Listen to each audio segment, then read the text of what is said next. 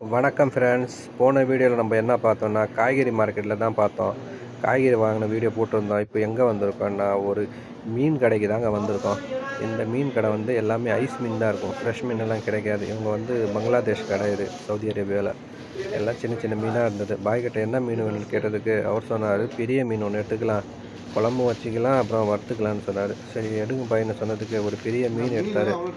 எவ்வளோன்னு கேட்டால் 12 ஏழுன்னு சொன்னாங்க. சரி எடுத்துக்கோங்க சொன்னான்.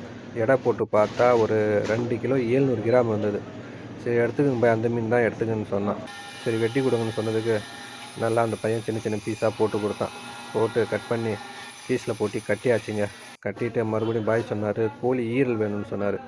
சரி ஒரு 2 பாக்கெட்டு ஈரலும் வாங்கியாச்சு. வாங்கிட்டு கிளம்பிட்டோம். அடுத்த வீடியோவில் வந்து மளிகை கடையில் ஜாமான் வாங்க போகிறோம். அந்த வீடியோ பார்க்கலாம். என்னோடய வீடியோ பிடிச்சா லைக் பண்ணுங்கள், கமெண்ட் பண்ணுங்கள், முடிஞ்சால் சப்ஸ்கிரைப் பண்ணி விட்டுருங்க.